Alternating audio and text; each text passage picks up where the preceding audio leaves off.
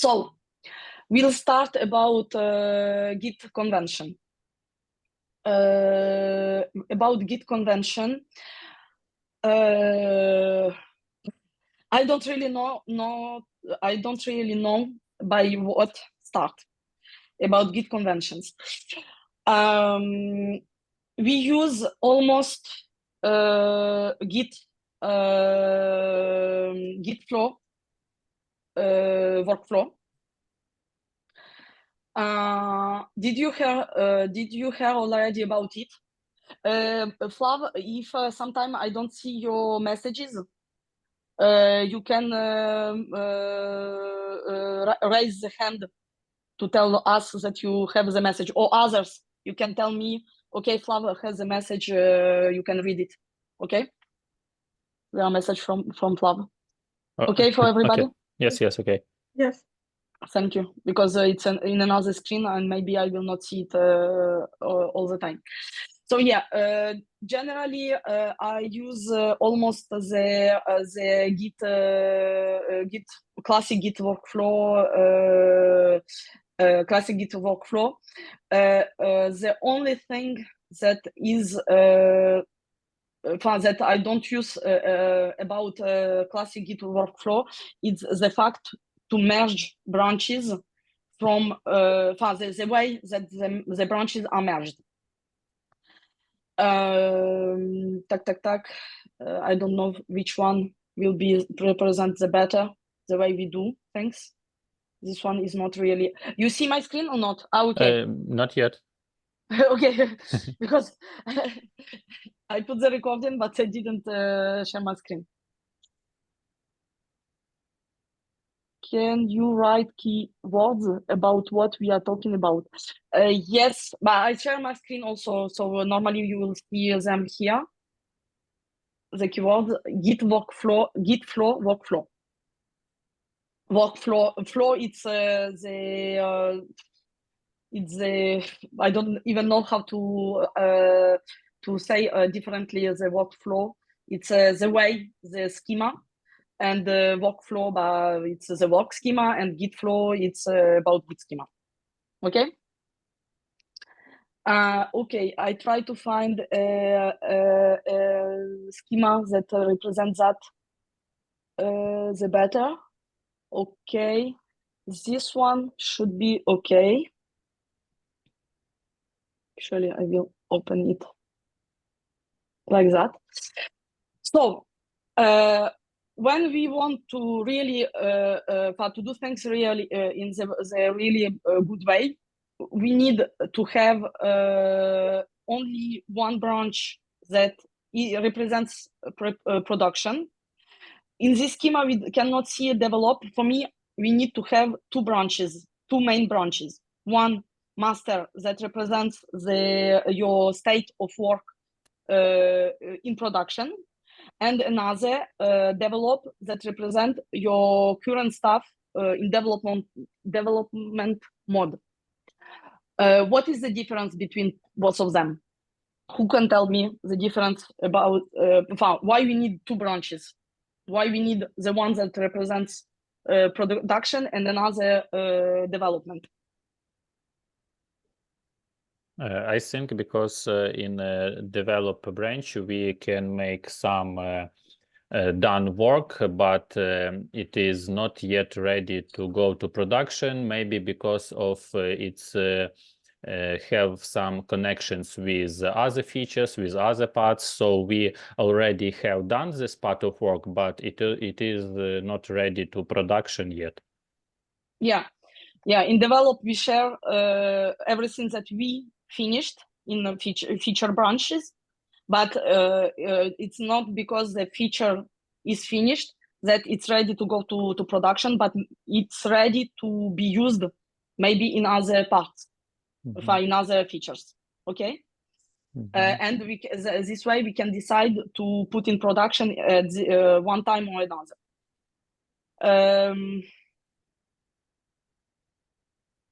Yeah, I prefer actually we need to add in this schema. I don't know who in the team like to rework schema. But yeah, if we can use maybe this one and to add just the develop branch, it will be great. So yes, so we will try to imagine that we have end master and develop. Okay. The first way I will explain about, I will take master as a develop branch. It's clear for everybody. We consider that this green line is the develop. Okay. Branch. Okay. Okay. So when we start to work on your branch, on your feature, you will pull develop. You will pull to have everything to have the develop at the current state at this moment. What you said mean only two branch? No, only two main branches at the time. Like develop and master, there are two branches that will never be deleted. It will be the branches that will always exist in any project. And other branches will, when they will be created, then when we merge them to develop, they will disappear after that. We remove after that. Okay. So when you start a new feature, you will pull develop to be sure that develop is up to date. Then you will create your branch with the prefix feature / and then the name of your branch. In our case, we use the number of tickets to create branches. I will explain you why. We work with Atlassian suite, with Jira that let us manage projects, and Confluence. In Confluence, we have our documentation, and Bitbucket it's for the code for the code versioning. Okay, and there are links between those three applications. But the main link that is really interesting is between Bitbucket and Jira. I will show you. Up. I will just remove everything that we don't need. Now we are working on the project runs just for you, so I will show you this one. We have we will almost always have the same columns in our projects. Maybe by the time we will rework them, maybe we will add other columns, but for now it's enough. The first column is all tickets in backlog that will be taken one day or another to be done. Here, for example, there are no tickets, but we will add really soon new tickets about mobile, and to finish admin panel. Okay. Maybe there are no because Epic filtered. Also, but there are still not. Still we not, don't. okay. No, because we used everything, but we created the tickets that we needed for now. But don't worry, we will create new tickets for next weeks. Okay. Mm-hmm. In any case, they will be a little duplicated from the admin panel because there are many tickets for. They will be similar tickets for mobile, and then to finish also admin panel. Okay, so the second column is selected for development. What is the difference between backlog and selected for development? In backlog, we put normally when we start the project, we will put all tickets, all tickets that we want to develop, but they are not always ready to be developed because there are some feature will be developed a little later because it's not in the first version, or sometimes we will need to wait for design. Sometimes we will need, for example, front ticket. We'll need that API are ready to be done, etc. So in backlog, when we create a ticket, it will be directly in backlog, and we will move it to select selected for development only when we know that this ticket, a developer can take it and do it without normally without asking questions. For now, we are a recent team. We are putting all these processes in place. So guys know that some tickets they created directly just before doing the feature. Sometimes we had questions, etc. By little by little, it will be really great to have all tickets that are ready at least 1 week or 2 weeks in advance.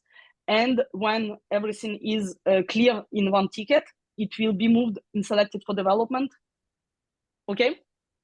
Mm-hmm. For everybody? Yeah. Okay. Okay. Yeah. So Yes. Thank you. I like when you give me some feedbacks. So in progress, in review, and done, mostly you don't need to do anything. Why? Because when you will create a new branch with the number of the ticket, it will move automatically to in progress. When you create the branch and push it. Because if you create locally your branch but doesn't push it, Bitbucket will not know that this branch is created. It's only when you push a branch, when it's referenced in Bitbucket, that Bitbucket will know that it's created. Okay? Okay. For example, I don't know if we have already branches for those tickets, but I can show you directly here. Here you maybe cannot see very well, no? Or it's okay? It's okay. Okay. Now it's better here? Yes, this one with white background is a good thing. Okay, but in, the others, it's just for me to have some time. Okay, for example, Git. Yes, to see, for now, I didn't pull yet develop. But before I will pull it, I will check current branches, and to see if you want just to see your local branches, you use git branch command. If you want to see every branch, all branches that are local and remote, it's in Bitbucket, you do branch avv. I don't. If you want, you try with a different combination of options. It's for all. VV, I don't remember, but I always use avv to see really all branches, remote and local. For example, I cannot see the 11 one. No, yeah, we have 11, but not with the name. Okay. I will pull because it's better always to pull before you create a new branch. Well, already up to date? You didn't add something in branch 6 yesterday? Maybe I pulled yesterday already. I think you maybe pull because we make some fix-ups yesterday. Yeah, it was, that's why for me in branch 6 you worked a little. No. Okay, no, I pull develop. Sorry, I pull develop. Yeah. So okay, if or in any case, I will show from develop. So if for example, you can see that this branch is in selected for development. Okay, if I create, I will use the whole words for now because I use a lot of aliases, but aliases you will learn them little by little. To change the branch, to create a new branch, who will tell me the command?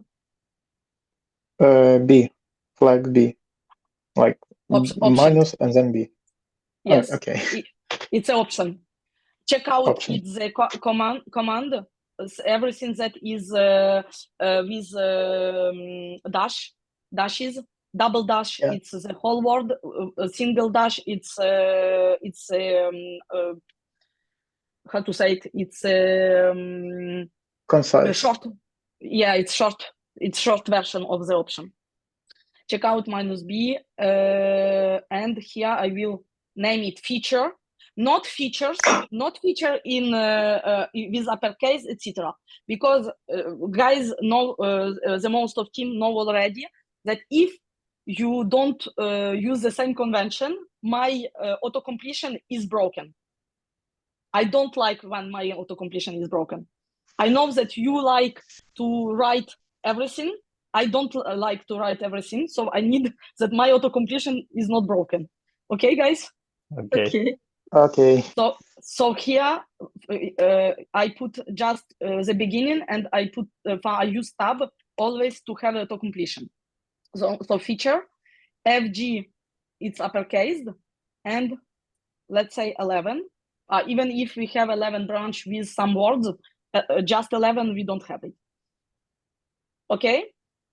So now nothing changed because my branch is only locally. So to be able to let know Bitbucket and Jira that the branch is created, I will push it. If I do just push, it will not work because the branch is not referenced yet. So here we have the Git shows us the things that we need to do. How we know that the branch is pushed or not? How we know that the branch was not pushed yet? Okay, we see the error here, but what is the other way to know if the branch is pushed or not? Interesting question. I don't know. Status. We tried status, like up. No, I don't have any information about status. Other maybe git ls. Yes. Yeah. Git ls. Git ls or log. I use ls because it's more short. Log, but with log you can see also. You can see that develop and origin develop are at this state, and we have a feature fg fy 11 that are also at the same state, past state, not state at the same step, the same state, and but not origin feature fgfy. Okay, grep, status plus grep. We'll try it because I didn't know this one. Grep.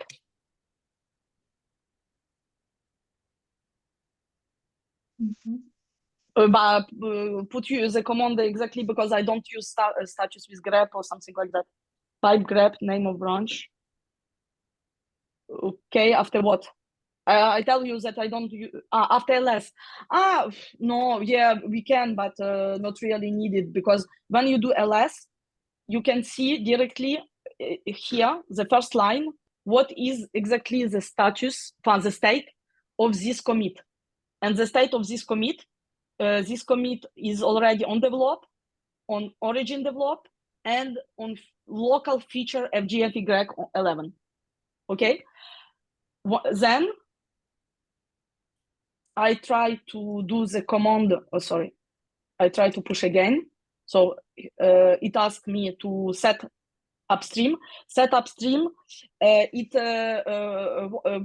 can do git push origin the name of the branch, but if you do that, you will do it each time.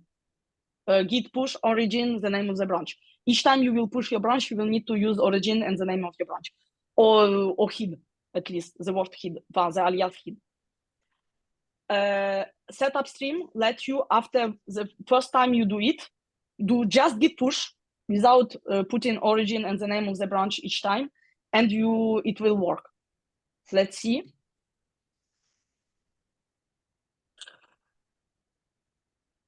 We have a lot of libraries that are out the date, so we'll need to update them really quickly. Okay, so we see here a new branch created, and when I do ls again, we can see that origin feature fgfy 11 exists at the same line. So we have this branch created in remote. And let's check here. We cannot see anymore this ticket here. Why? Because it's already here. Okay? Then when I will do a little commit, I will do a little commit.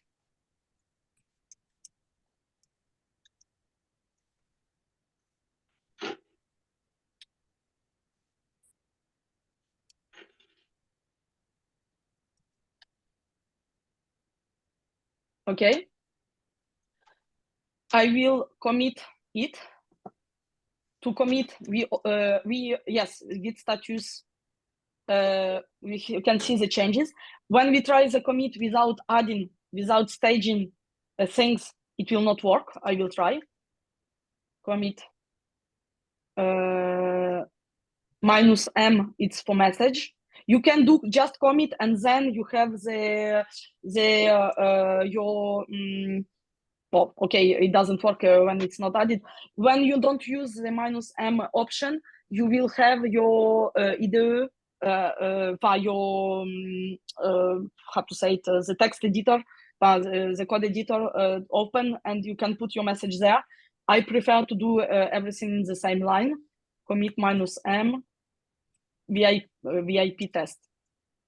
And here you will see also about the commit, the messages of commit, that there we can only put, if I do test, only test, it will not work.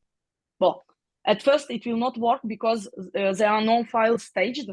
To stage all the files, I will do add dot to say add everything that is in the current, all differences that are in the current folder.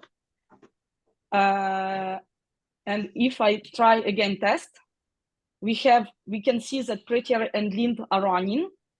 The prettier and lint was okay, but not the commit message. Why? Because for the commit message, we have a regex that let us only put this commit message.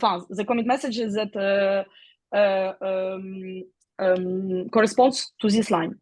What it means? It's a really big line, but exactly what it means. You can start your commit with the number of the ticket, so FG, with the number, dash number.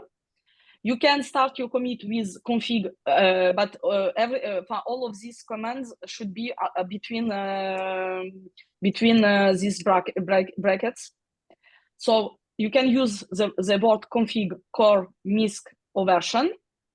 Generally, the most one we use is the name of the branch and version. Sometimes about some tickets, for example, if we don't do the ticket for update our libraries,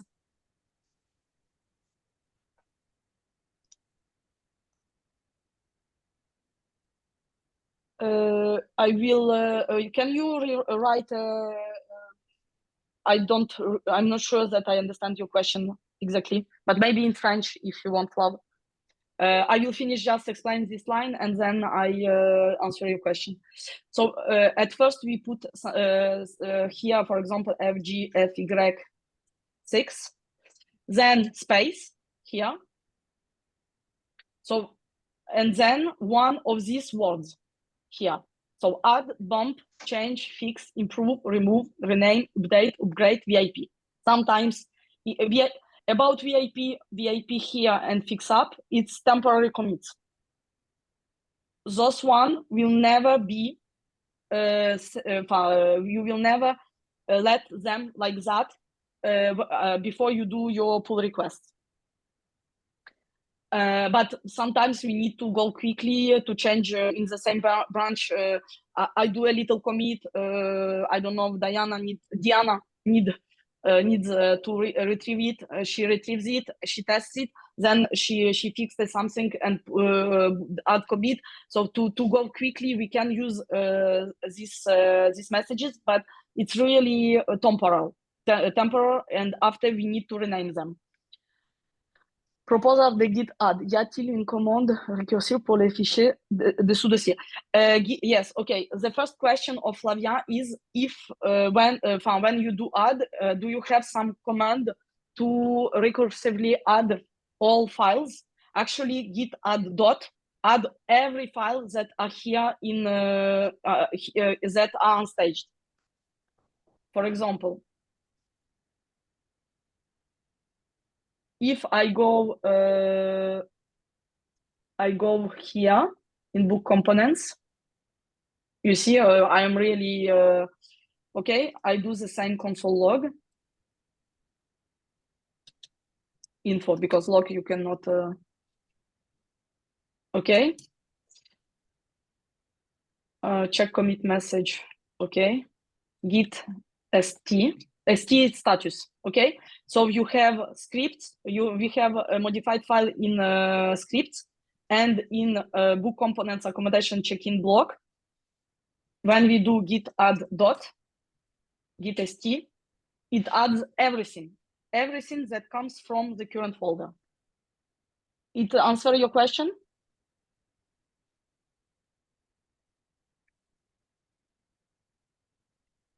I think yes. You don't react.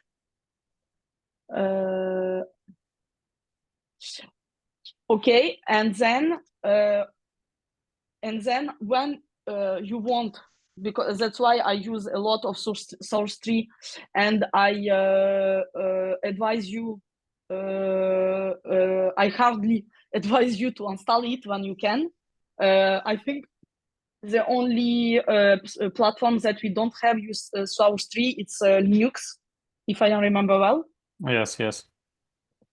Maybe try. Yeah, I don't know if you found another that is similar. No, the similar don't found, but I was trying to install source tree on Linux and it doesn't work. Okay. And source tree, why I really like this one. Also, I don't do any commands from source tree, not from source tree, not from VS Code. I only do commands with from terminal. Okay. Okay. Okay, Flav. What I showed. Are you here, Flav? Let us know if you are if you are listening for the answer for the first question. He wrote something in the chat. I listen to you. Okay. So what I said that see status here, we have 3 files, one in SRC, one in scripts, and one in SRC book components. When you do git add dot, it adds everything from the current folder. So really, there are no recursivity with it. But if you want to add file by file or line by line, and it's here that source tree is really interesting, but because here, I don't know if you saw, I unstaged all files really quickly. You have a command also by writing, but for unstage, I prefer use for stage unstage. I prefer use this one when I don't need to really add all files. Source tree, so it's really great because the changes, you can see the changes really better in terminal. Okay, here there are a lot of changes, but if we take another branch like this one, okay. Okay, there are no many. I try to find, okay. This one, for example, there are a lot of changes, okay, here and here, a little, but here there are a lot of them. For me, it's more readable to check it in source tree because you can do it in your terminal by using git show and the hash of the command, the hash of the commit. Okay, you can see exactly the same, but for me, it's really more readable to check it in source tree. Okay. Yes. Yeah. Yes, and so and the other big interesting thing in South 3 also, well, the same here. We don't have any needs like that because we don't have a lot of things. But for example, imagine we add another part here in app, okay? And we work a lot, and then we are like, okay, maybe I will commit things, and actually I see my changes, and I did a lot of changes for different commits. You know, it's different things, it's different features, little features. So I want to separate them into few commits. Okay. So for example, I say, okay, no, I don't want the home screen. I want only global style. So you select global style, you stage only global style, only one line. You see here, and the rest of the changes of the file will be unstaged. This is why it's interesting to add uniquely some file at time. Yes, but even in the same file, you can have some parts that you want to separate into different commits. If we check, for example, home screen here, one moment I did also calls to models, and at the same time I added I don't remember. I added the logic for selection of one, clicking on one button, etc. At the same time, I added everything that we need in templates. And sometimes you don't want to put all of that at the same time. You want to separate your logic, your display logic from your handler logic, from the logic that you will go search things from remote, from API, you know. So it's at the same file you can say that, okay, the retrieving of things will be done in one commit. The handlers with buttons will be done in other commit, and the adding of new parts of the page will done on another. For example,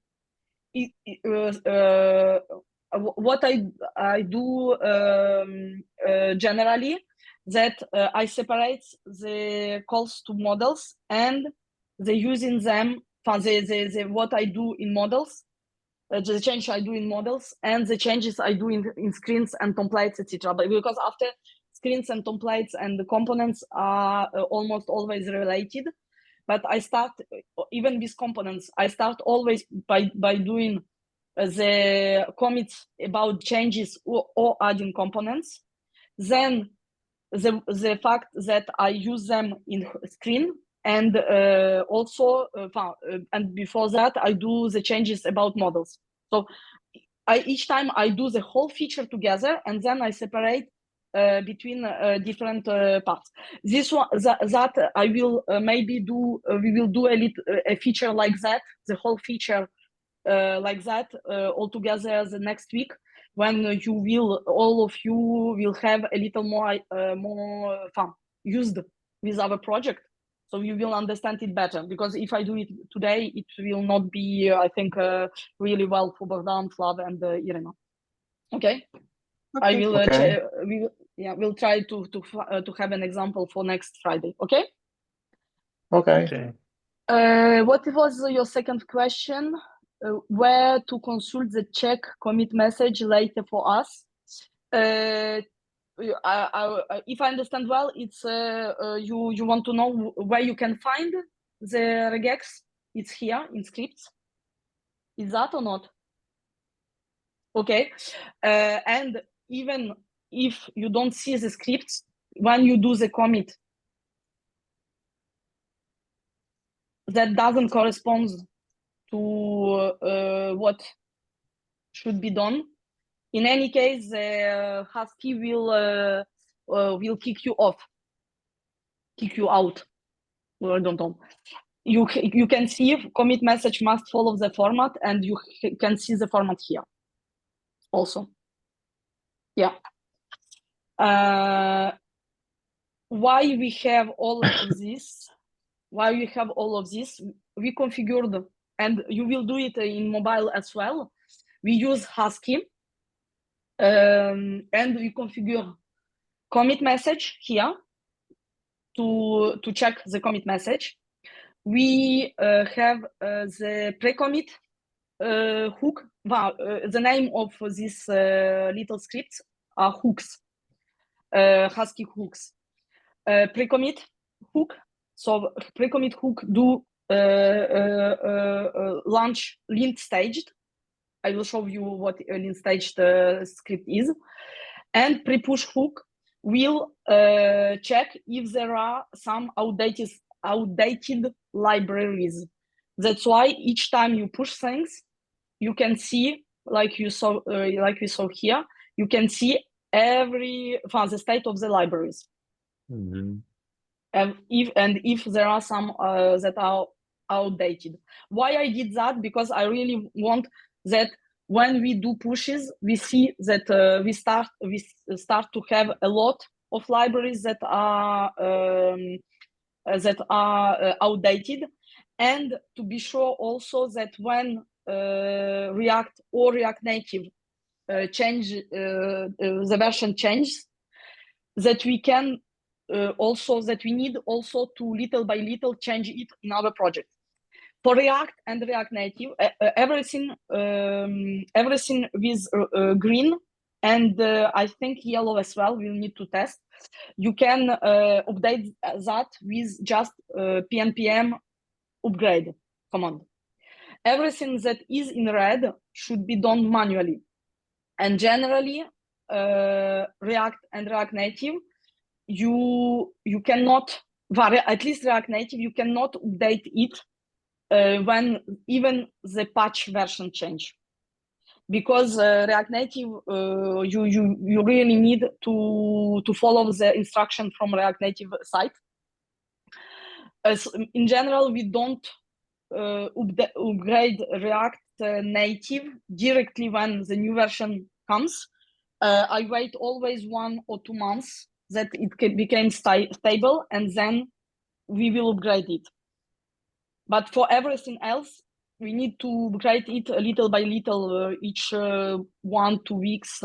Now it should be done for some time already, because there are too much of little libraries that are outdated. Okay? Okay. So we will try to do the commit with the right CI. It's my alias for commit. We will try to do the commit FGFY11 update test for training. Don't worry, I will remove it after. So you saw we had lint staged. I didn't show you lint staged. Lint staged, it's another development library that helps us to stash all files that will not be this commit, and to run prettier and lint on the only files that are related to the commit. Mm-hmm. If you want to run prettier and lint on the whole project, you will need to just put pnpm prettier here and pnpm lint, because lint staged will only run on the files that were changed. Okay. Mm-hmm. So now we will push it. We have. I advise you also to add in your prompt the git git ps1 the git ps1 to see the state of your branch, the state, because when we do rebase, etc., for example, here we was on cherry pick. You can see really what is you can see directly your state of your branch. I don't remember exactly how you configure it. I know how you configure it, but I don't remember from where. No, actually, I had the error there for some times ago. It's git ps1 command that that shows you the history of not the history, the state of your branch. Okay, my prompt is really I created my prompt 12 or more years ago, and I almost not touch it since then. So really, I advise you to use this git ps1 to add this git ps1 to your prompt. Okay. Up. Push. Tool sharing. You speak about Discord? In tool sharing in Discord, yeah?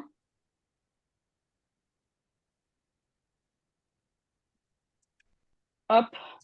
Git ls. PS2. PS2, it's the one when you are, let me know, when you don't finish your command. PS1, it's your principal prompt, your main prompt. But for example, if I don't finish my line, I am entering to PS2. It's the second level of the prompt. And in my case, I put just this part. And as you can see, my prompt is done on 3 lines. I have return, I have white line, I have my my info, and then I have the part of the prompt where I can write things. So it's 4 lines, 1, 2, 3, 4 lines. And when you see here, okay, you can see the \n to see that it's go to new line. Up, you have it there. So here the first part, it's the return from the previous command. The last command return. Here it's the after the line after the git ps1. And here you can see the just the first thing. But I can, if you want, Flav, I could even for everybody I can share you. But I'm using Bash. If you are don't using Bash, I'm not sure that it will work. I'm using Bash like for 15 years, and I really less than 15 years, and I didn't want to move to ZSH or something else because all my scripts works here like very well. Just a second, please. Yep. Complex color codes for console. Yeah. yeah. It's I tell you, I did it once. I think I spent half a day to test things, to check colors, because even I use the white I use white background, so I needed that in white background everything is really clear. So if you use black background, you need to change your colors because it will not be updated. ChatGPT, yeah. yeah, no. I prefer to use Bash. If one day Mac will remove the support of Bash, maybe I will move. Maybe, and I think I will find the way to still use Bash. Me to use Bash in Mac, I run when I am launching my terminal. I have the command bin bash that runs at first. So I always switch directly to bin bash, to bash. Okay, so we pushed the branch. When we push, we pushed the commit. When we push the commit, we don't wait. Up. When we push the commit, nothing's. If you already created and push your branch, it will not change anything in progress. But if you didn't push your branch before the first commit, it will also listen for the first commit with the number of the ticket to move it into progress. I can maybe show it with this branch. Git still. For now, I'm just for training, so it's okay. It's not a real commits. Git develop. No, I will create from here. Git checkout -b feature fg attack. For now, nothing changed, and I will not push it. CO alias for commit or checkout. Commit it's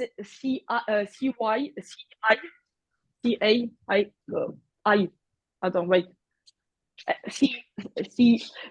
Commit it's C. Guys, help me! I don't remember how to say.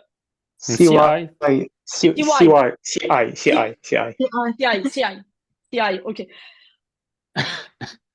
No, I'm really not good with numbers, and I'm really not good with pronunciation of letters in English. Yes, and checkout it's CO. Check out. Actually, it's that. Check out, and CI is commit. But in any case, if you want to know the commit, if you added my aliases, when you do CI -h or -help, you can see that CI is alias to commit. For every command you have in, that's why actually you can't you don't need to put them directly in comment, but when you have the auto completion, it's better to activate also the auto completion for Git. But for example, I have update remote. It's for prune branches. When you want to now know what is this command, but you do -h, and you can see that it's alias to Git remote prune origin. So if it's not an alias, you will have the documentation of the command. Up. So so Git see what I was doing. I wanted to do the commit. Yes. I want to do the commit, but what I will do, I will remove my. Okay. Yeah, go ahead. I thought you just asking what you plan to do, but I understand that you already remember. Yes. 12 and fix tests. Tests. Okay. So here, okay, I didn't add the file. Git, when you do something wrong, Git shows you it. So don't worry. And even what the teams know already, that even if you did something wrong with rebase, with anything, if you don't remove your .git folder, if you don't remove this folder, there is a way to revert what you did. So if you did something really wrong and you don't know where you are and you don't understand something, call me, let me know, and I will help you to revert everything until you started to do some wrong things. Okay, guys. So don't worry, don't be shy to try things with Git. You always can revert. The only way you cannot revert if you remove this file, this folder. If you remove this folder, every history about Git will disappear. Okay. Okay. And also, there are sometimes it happens that developers, when they did something wrong with Git, they remove the project folder and clone again. You can, but also you lose all your history. You lose the history of all of your local history of all your project. Okay. Okay, but look, if we lose this folder, we still can like No. clone new one and then You can clone. make new things. You can, but the better way it's not to start over. It's better to know how to fix things, not to just because when you remove your folder, your project folder, when you remove this .git, you lose your stashes, you lose your local stash. In any case, stashes are local. You lose your stashes, you lose your all the history, local history of what you did, your local branches. If you didn't push some branches, if you did a work, for example, now in my I created the branch 12. Okay, I didn't push it yet. I didn't push my work. I worked on it for 2 days and I didn't push it. I removed my my folder. It disappeared, completely disappeared. So it's better to try to fix things than to start over, because we can actually with Git is really, really, really powerful. Like I said, team before, I think that I know only 10% of Git, because there are so many commands, so many things that we can do with it. It's really, really powerful when we start to use it really deeply. Okay. Lana, then that question, if we really need to delete folder with project, but maybe we can save separately .git folder, and then in a few time we can clone for again this project, and that saved .git folder move to that newly cloned project, and we that's way we will receive all the old history.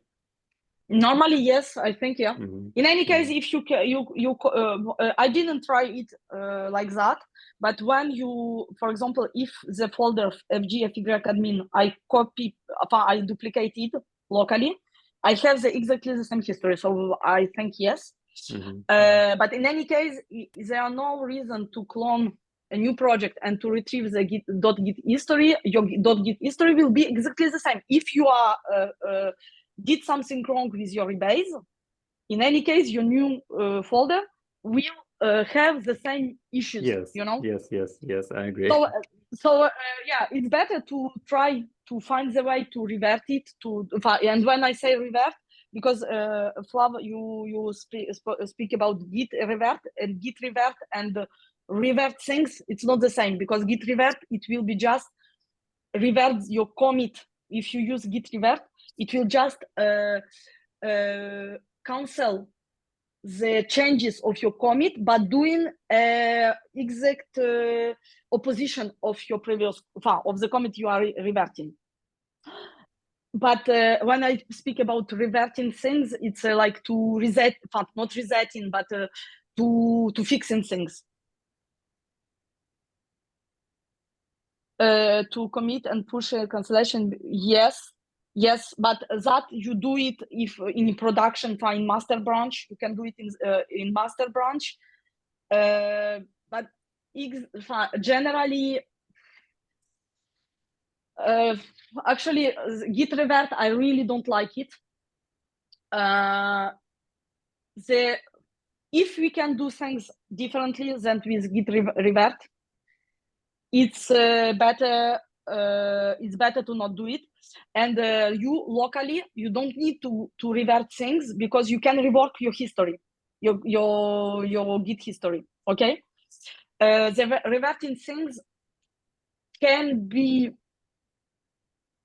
used if you create a new feature, you pushed it to master and you put it in production, and you see that really there are a really big issue about it. Normally, if we test our code well, when Mikola will test also our feature well before the production, normally there are no reason to revert things. We could have some issues to fix because, okay, when we go live and when we have not just 3-5 people that test the project, but hundreds, thousands, millions, okay, that they could have some issues, but generally we fix them. We not revert them. And it's here we started with this schema. When you create a release, etc., and after the release, you check. You put it in production, the version 1.1.0, and there you see that there are an issue. You create a hotfix branch. You will fix the issue, and then you will create a new production version, patch production version. Okay. So normally you don't revert it. Yeah, I agree with you with what with you, Flav.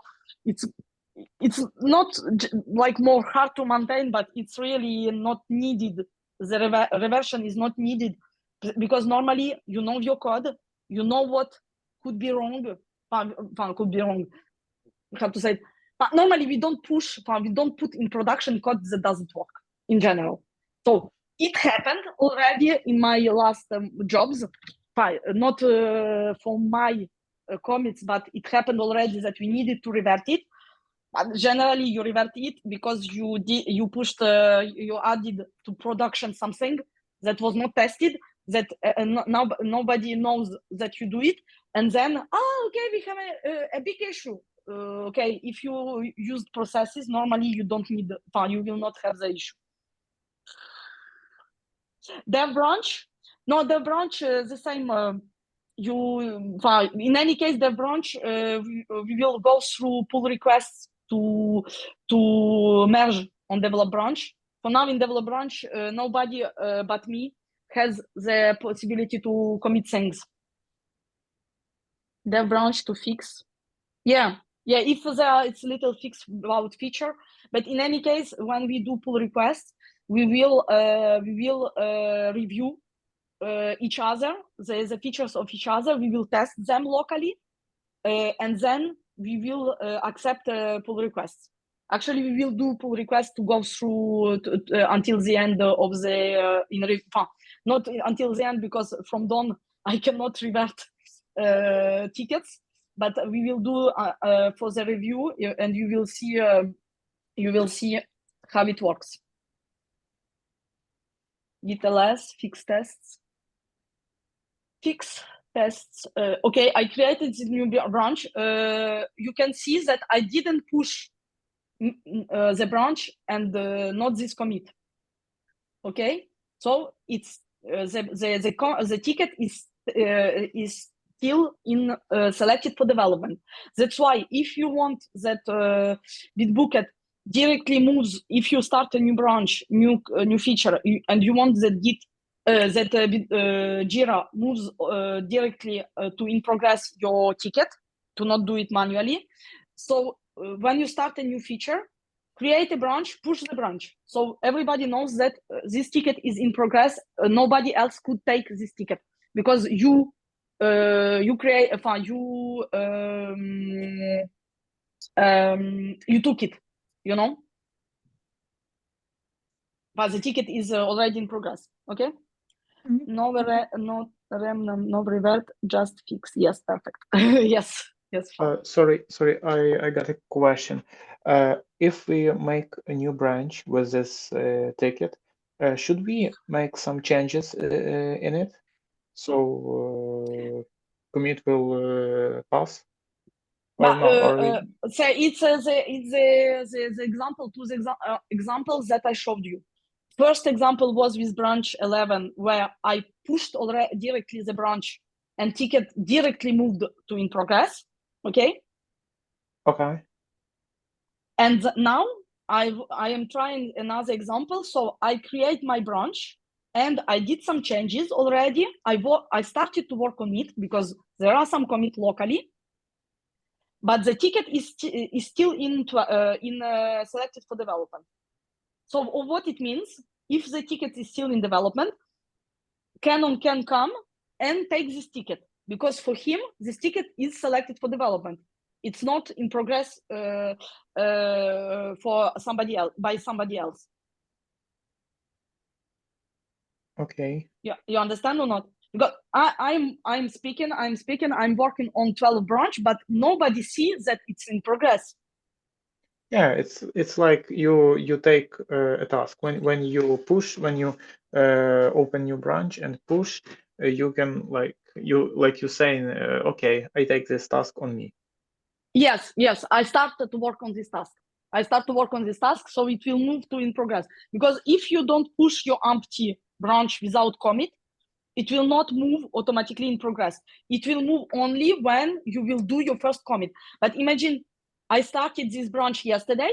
Okay, I did my first commit, but I didn't push it. Until I push it, it is still in selected for development.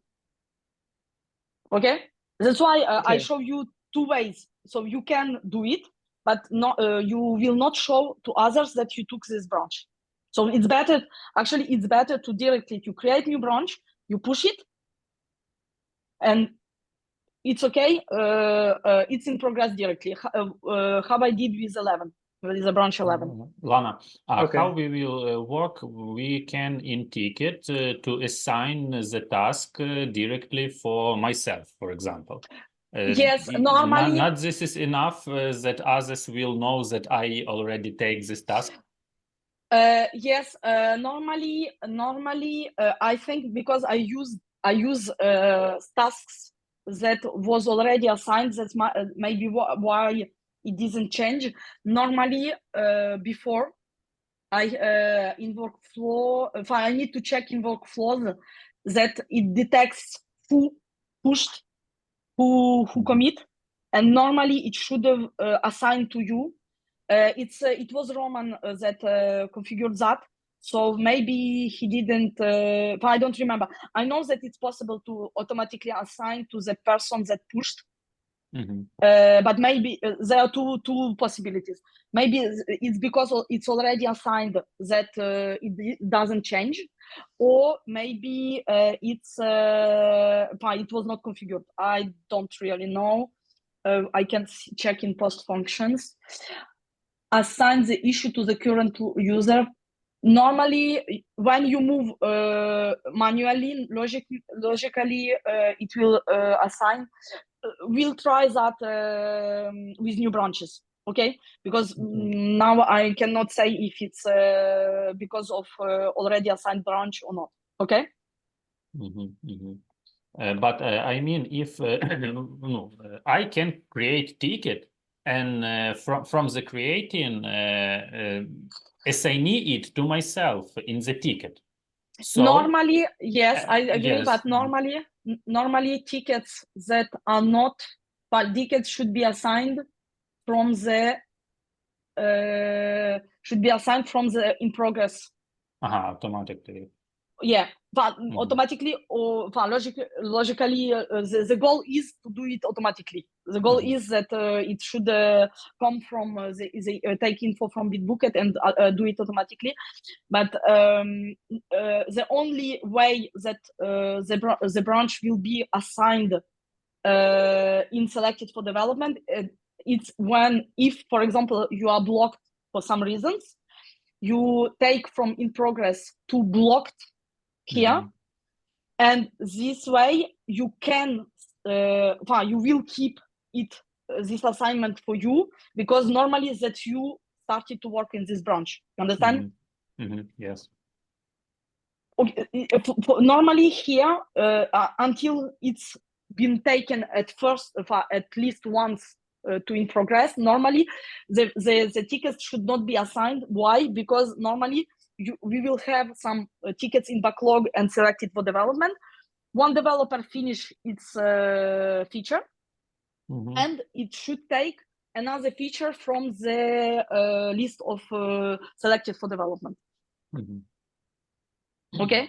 Okay, I understand. Yes. So normally, yeah, sometimes but for now, we assign the little branches because in tickets, because it was the beginning, and even when you started to work on admin, you split, you shared between you tasks, and then you assign them to yourself, you know, the task on which you worked.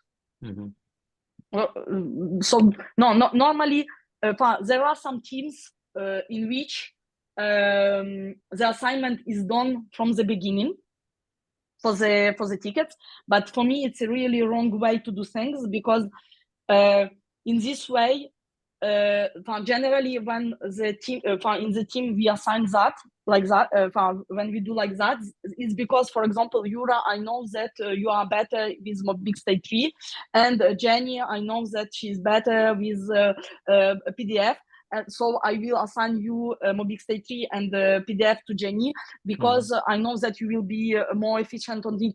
But actually, when we do it in the team, you will will be more efficient on Mobix State 3, okay? But if you are off, if you are in vacation, if you are not here, but somebody else should touch it as well. And okay, for me, all team should touch everything, you know. Each team should know everything, try everything in the project. All of you will have your you already have your preferences, maybe, you know. But if one day I don't know, there are summer vacations or end of the year vacation, and the half of the team are not here, the other half, or one or two persons that stays in the team, should be able to work on to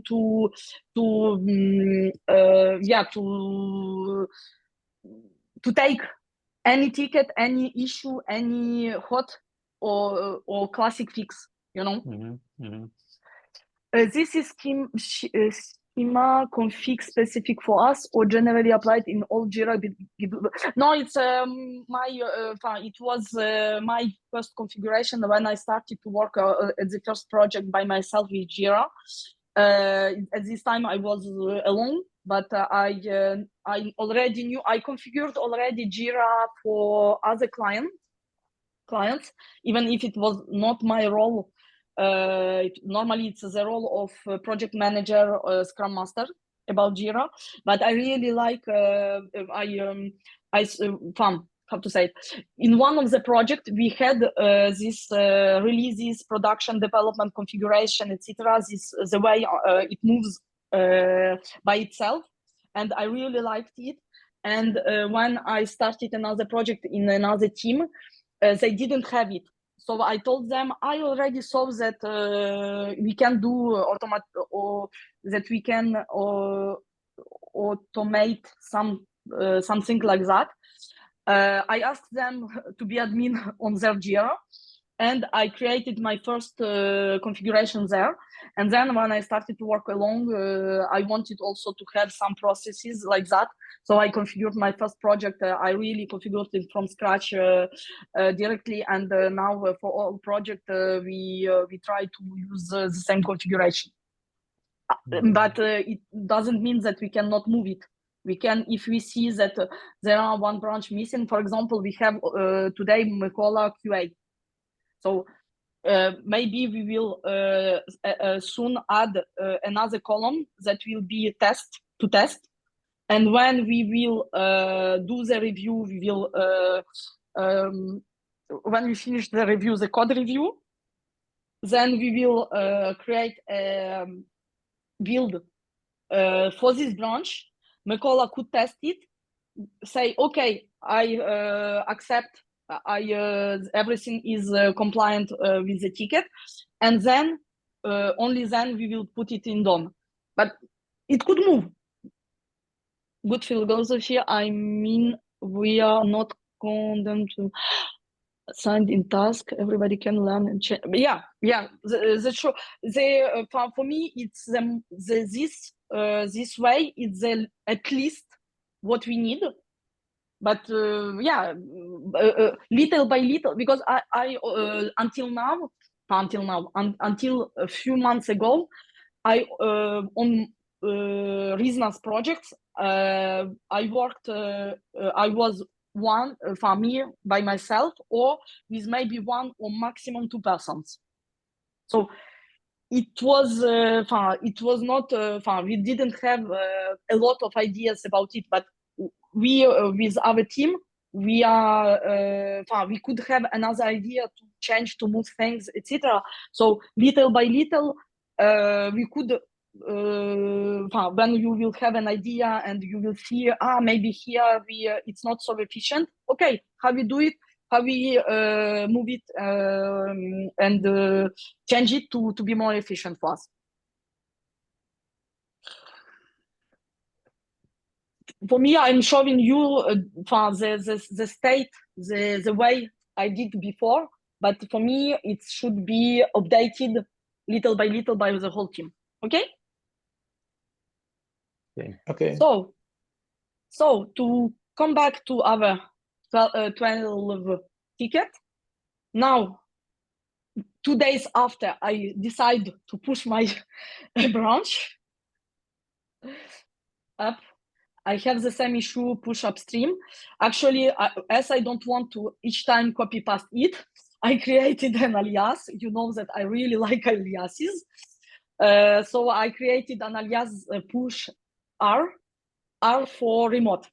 Push to remote. Push and reference to remote. Okay? And now, when we go back, it moved. You see? Yeah. It moved here. We can see the branches that has feature FG, FY. Why we have 2 branches? Because we have why we have 2 branches? It's already okay. created. Okay, it's branch. already already. What is really great, I really like it, that you can see, check there by all the branches that exist in commits that has this pattern, this number of commit, pull requests. We will do the pull request, and actually, what is really great is that you can see the detail of commit from Jira. To click from Jira and to go there. Cool. And in other side, in Bitbucket, you can see, you have a link to the ticket. That's why we use the name, the number of ticket in the names.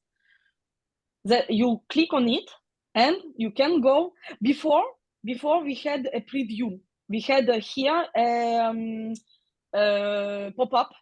You didn't have the switch to Jira, but now they changed it.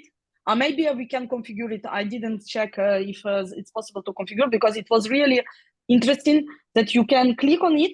You have just a pop-up, and you can see directly the details of the ticket, and then click to close here and come back to see the changes. Why it's really great? Because when you are reviewing the ticket of somebody else, you can check directly what was asked for this ticket. That's why actually I saw that you, and maybe it's better, I don't know, to have the name of the ticket, the description of the ticket in the name of the branch. Maybe it's better. But for me, it's not really useful. It may be useful more like in local, when you are changes, moving branches from in local, in your terminal. But actually, each time you can really have the link just with the number of the branch. And you can understand what is behind. Okay? So let's create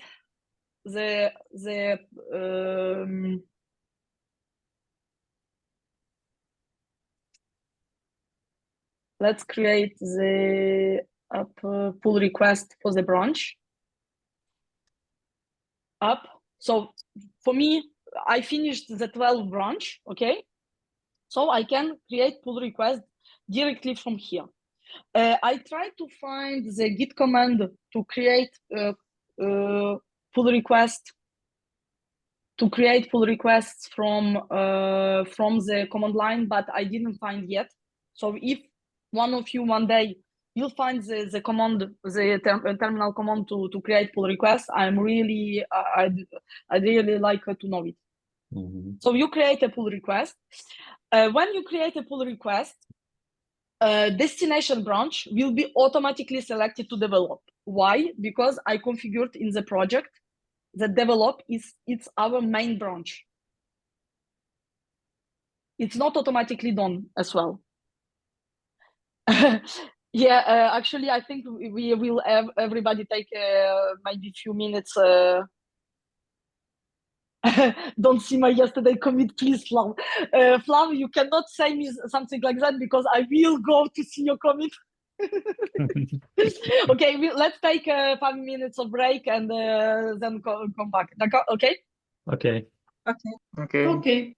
Resume and share again. Okay, what we was speaking about, repository restriction and models. Well, it's taken from the I don't remember from workspace or the projects. I think from the workspace, but you can see that the development branch is the develop branch and production is the master one, and then branches prefixes will be debug bug fix for bugs, feature slash hotfix, and release without s's. Okay. Mhm. And why it's really interesting also that it's the default naming in Bitbucket, and I respect the exact default naming. Why? Because after, when we are on branches, we can directly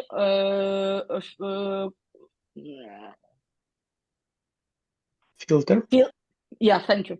Filter by those kinds of but you have always develop, I think, and maybe master, but you can filter, yeah, by type of branches. Why we have hotfix? Okay, it was just a little bug, but yeah, you can filter by type of branches here. So I respect exactly this pattern for naming of the branch. And yeah, we were to do pull request. So I will create a pull request to this branch. So yeah, destination branch will be almost always developed. When we will work with releases and hotfixes, we'll check. Maybe the destination branch will not be developed but master. I think it will be master, but we will update this part of process as we will check and speak with this part of process. No, it's not sorting, Flavian. It's really about filtering. Branches are already sorted directly by I don't know.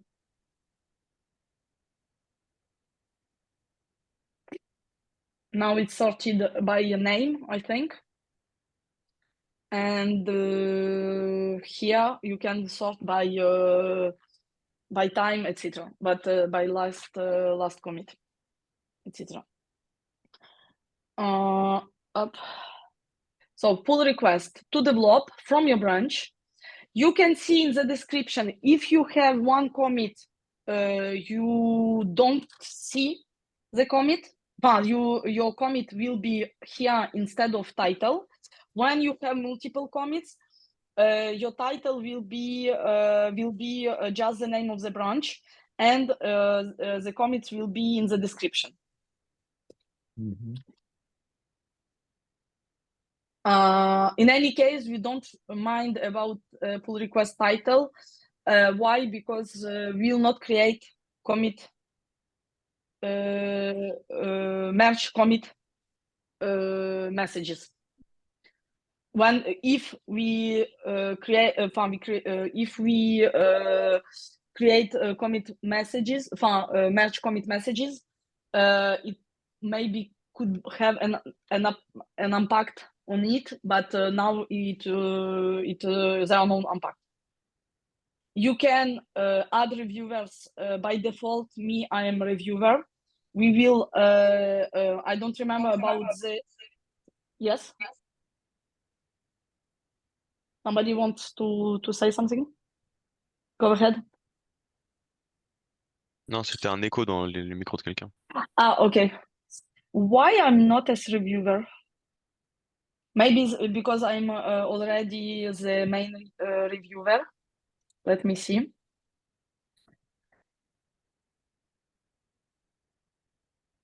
Yeah, to merge on develop, we need at least 2 approvals and at least 1 approval from default reviewers, and I am one of the default reviewer. I am the default reviewer for now. So here I will put Diana to be my reviewer, and I will ask to delete this branch when the pull request will be merged. So we'll not need to delete it manually. If it's approved and merged, we don't need to think about it anymore. Okay, so here I create my pull request. Okay, in pull request you have all differences. What is really great with Bitbucket set, you can put your comments directly here, and I will put a lot of comments for you here. So remove console info, who to remove, because we don't keep console info. We can have some of console info if it's really something important, you know, to sometimes we will log some errors, some warnings, some info, because find some tools, because we will need them, but normally just like that, no, we will not do the info. So I will start the review. And after the person that did this commit, I'm speaking just with myself. It's normal, you know. I told you there are multiple of us in my head, so I can do it. And yeah, you can do the comments, etc. So this pull request. Maybe I could not add myself in fact to the reviewers because it's my branch. Maybe that. You see, Bitbucket not let me do it for myself. Maybe it is because not because it's your branch, but because it is your profile. You're working from your account on Bitbucket. Yeah, but I think also because it's my branch. Because normally, let's check. For example, if I take the branch of Jura, if I do of Jura, no, it's not Jura, but let me check. Yeah, let me check. Can I add? Oh no, I can't add Jura. Okay. Yeah, maybe you're right because I'm from my account, but it's strange because normally I should have been the default reviewer for the branch. At GitHub, we had the same. One person creates a pull request, then she or he can't be a reviewer because somebody else must review the pull request. So maybe if you want, I can create the pull requests and you will share us like it will be. No, don't worry, because I will discard this, not discuss, but I will refuse this. In any case, I will not accept this pull request. Just to show you that now, when we are back here, well, okay, both branches switched to in review because there are a commit from this branch as well that is in the second branch. Okay. But normally you add only your commits in your branch, and normally you do the pull request only for your commits and only your branch. Okay. And when I accept the pull request that I will not do because, like I said, I cannot after move tickets from Dawn to anywhere else. But when I refuse the pull request,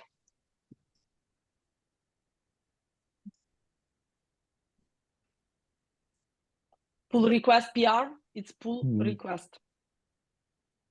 So yeah, for now I say you pull request, etc. But after I will tell PR, make me a PR. Okay, and normally here it come back to in progress. Well, actually, normally we don't maybe the one only one of the reason to decline the pull request, it's really if I don't know the half of the feature is not done. Because if it's just about some fixes, you don't refuse the pull request. You just put your comments. The person will fix the little comments that you did, that you asked, or answer you to your comments. Maybe, for example, I could have answered that for in this case, I really need the console info, and to answer Flavien about if debug console info.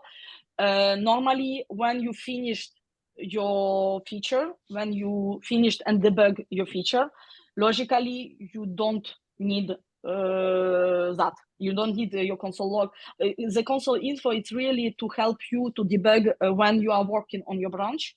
But normally when it's finished, it should not appear.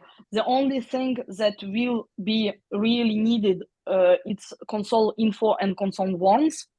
For example, console info, I use them, console errors we have in network. Because when API request will be, we will have an error about API request. We want to see the log even in production.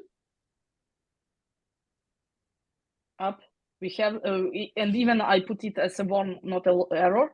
And another, we don't have it in, here for now, but another warning that I have, that I put, it's in translation tool, because in translation tool, when we don't have the key that we are using with the translation tool, we want to know that the key doesn't exist. Let me check.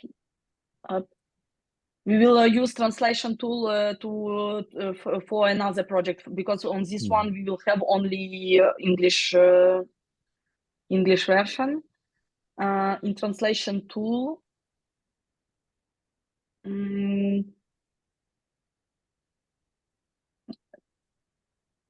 I have, yeah.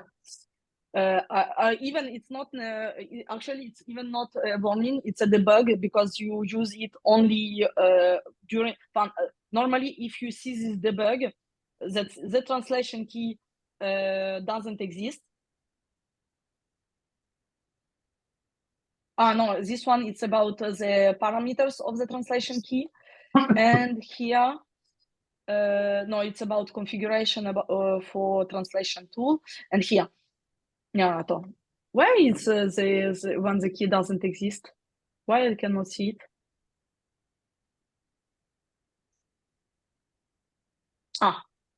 Okay. Here we have a debug by telling that the transaction key that you use doesn't exist, and we have the whole list of the available translation keys. I'm pretty sure that in some complex functions like parsers, debug, context, and variables should be considered as an important feature, but I understand. But it could be, yeah, sometimes we will need have some consoles. I don't say that we will not use them at all, but just consider the needs of it.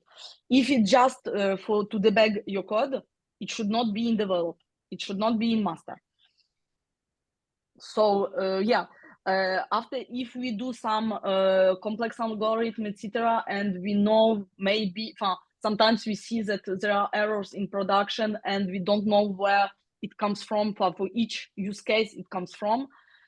Yeah, for sure we will put some warnings, some errors logs, etc. We agree, Flav?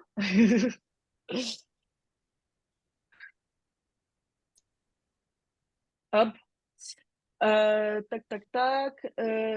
Lana, such a question. When we create pull request and then remember that we something should to fix more. So we don't decline pull request. We just make that fixes, maybe make fix up to the commit which are already included in PR, and it will be right way. Yes. Yes, about that, we will do that because until now we didn't do this pull request. So we will start, I don't know if it will be from next week, but maybe in 2 weeks, you know, the time just that everybody become used to visit. Normally, yes, actually when, if you do your pull request, okay, Yura, you do your pull request, I see some console logs, console info there, and I see, for example, you did an if else that we can use in one line because it's really small if else, and you put it in 5 lines. Okay. When you know when you are working on your code, sometimes you don't think about optimization. You think just to make it work, and then forget about the optimization. So I am reviewing your code, and at first, in any case, at first you will need, like I said, we will do 2 reviews for now. After we will do 2 reviews with different people, but now 2 reviews, one from other colleague from the team, and the final one it will be by me. Okay. Because for now it could be only but I am like one of the default reviewers, and you cannot merge the pull request if I didn't reviewed and accept the pull request. Okay. Let me check. Yeah. So we can merge via pull request, but for merge via pull request, at least 2 approvals, at least 1 approval from default reviewers that are only me for now. Then little by little, you will be also I will remove this approval from me, but for now, until you are used with all of this thing, I prefer to review each pull request that we will merge. If there are no changes that are requested, and if there are no unresolved pull request tasks. So if I put a comment on your commit, on your pull request, and you didn't fix it, and I didn't resolve it, I didn't say, okay, it's okay for me, you could not create do the pull request. I will add another thing, but now that we have the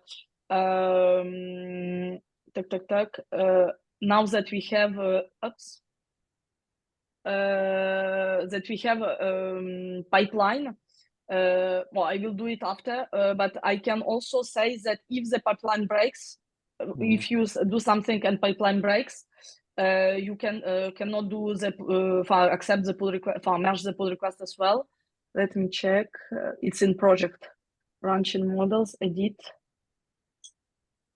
branch permission.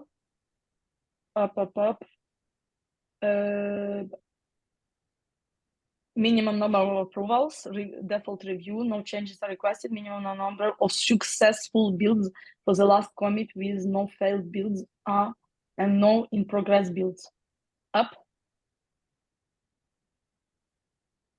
Okay.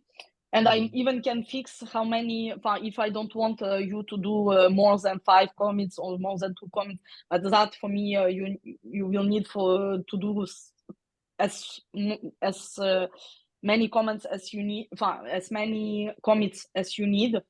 You will not do tens, okay? But just if you want to separate, and it's better to separate for models, for components, for if, for example, you are working on new screen and you need to add 5 components, you will at least have these 5 commits and the changes of the screen. That takes into account these components, you know, and maybe also with a model. So it's already 6 commits, you know, so it's normal to have multiple comments. We can reset request changes when the source branch is modified. No, I will not do it that. Okay, and I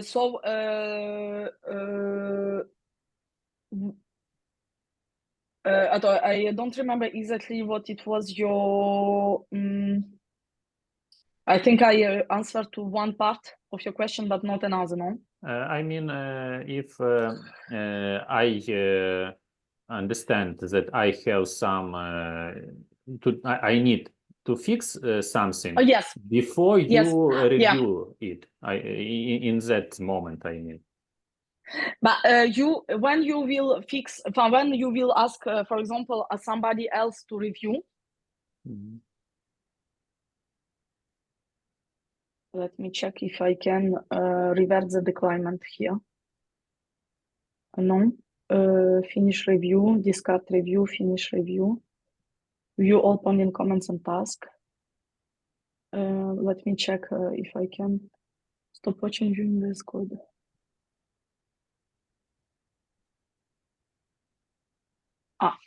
So I don't decline it.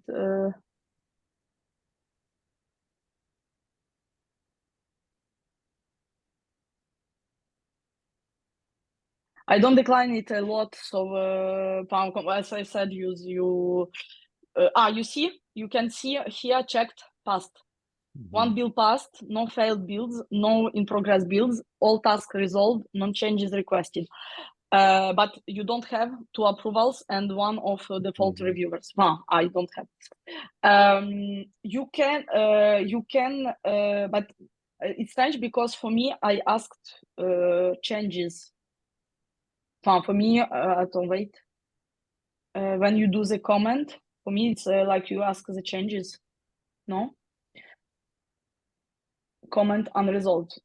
We have a comment unresolved. That's why I don't understand a little. Well, in any case, when somebody of the team will ask you for the changes, for example, here we don't need this comment, and this console info is not needed as well. Okay, so I don't know. Diana will check your branch and will let you comments to say, okay, not need that, not need that. Okay. What you will do, you will create a commit, a VIP, for example, what commit that fixes what she asked at first. Diana comes, why we will create a new this commit? Because this commit will show only the differences. Diana can go and check only the differences about what she asked. Because if you fix up it, if you directly oops it, amend it to your commit before, it will be part of your commit before, and she could not review only the things. Here there are not a lot of differences, but she could not review only the things that she asked you to fix. Okay. Then when she tells, okay, I accept your changes, then you could amend it or fix up it, rework your branch. You will also go check, because until the moment you created a pull request and the moment that the first person will approve it, it will be maybe some changes in develop. So you will, when you think that your branch is really ready because one of your colleagues reviewed it, etc., you will pull again develop to be sure that there are no differences. In any case, if there are differences in develop, actually you will see it in pull request. Let's do it. I will go to develop and I will create a new commit in develop. Okay. Up. Git st git, yeah, commit VIP test commit.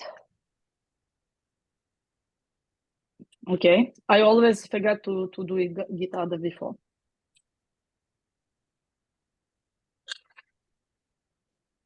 I didn't want some of you, and I think Yura, you are one of them, that asked me if and why I didn't add git add dot in my aliases. Yes, it's because it's really rare that I do git now I do git add dot because we are on the training and I go quickly, etc. Generally, when I finish something, I will go through commit by through all my changes in source tree, and maybe it will be git add dot, but I go file by file in different for different changes, and be sure to not have my console logs, console infos, to not have some comments, unnecessary comments, to not have something that to even check if there are some added code that could be optimized. When you will go through your commits like that, you will be able to see everything that was changed and tell, I don't know, for example, here, it's, okay, why we have, why I put that like here, I input text size, I could have,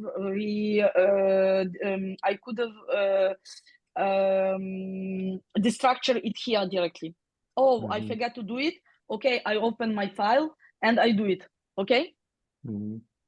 So it's as the first check when you do, in fact, when you stage your files little by little, you double check yourself if you didn't forget something, if you optimize everything, if you didn't keep things that you don't need.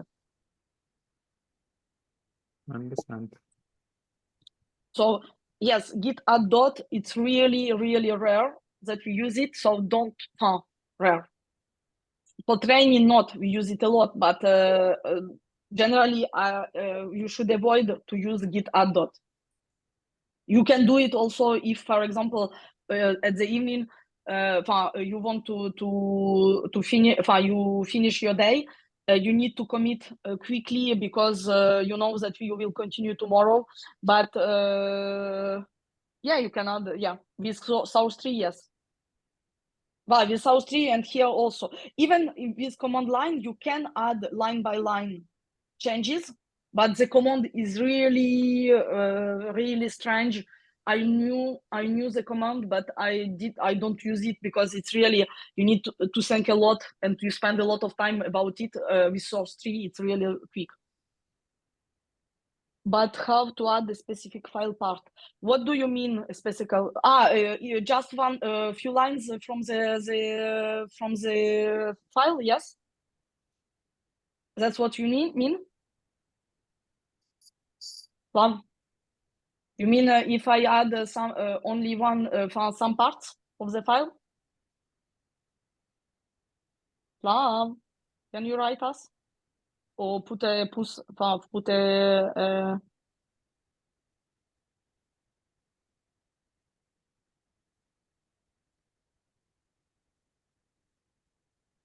Flavor, can you hear us?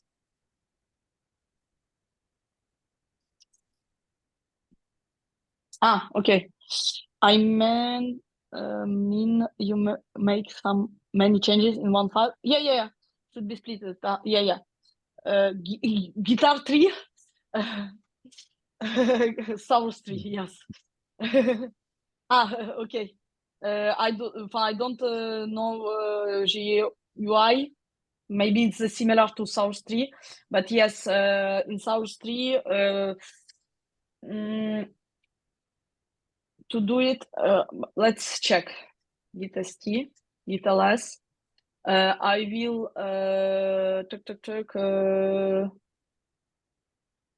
for example, for this example, I will do a reset of few last commits. Okay. Here we have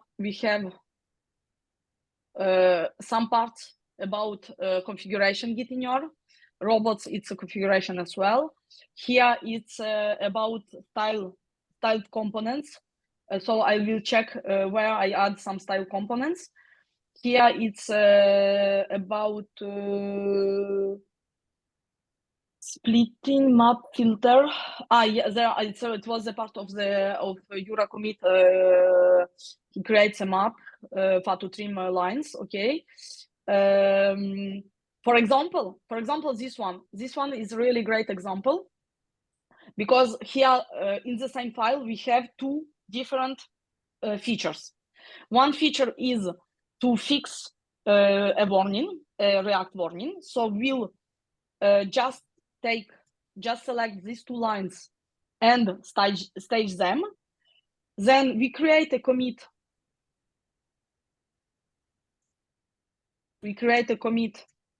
To tell that fix React warning. Okay. And then another one that will for now it's disappeared because it's lint staged that works. Okay, it's back again, and here it's about trimming, about cleaning the list. So I do another commit VIP clean list items. Okay, well, okay, I don't have any, but here I can stage the whole file, because this whole file, the only change that I have to disable macOS correction, please. What do you mean about correction? macOS correction? Correction about what? Maybe auto-completion of words. Keyboard, guitar? I don't really understand you. Maybe we could, after you will when I type something. Okay, in your terminal you speak, or in general?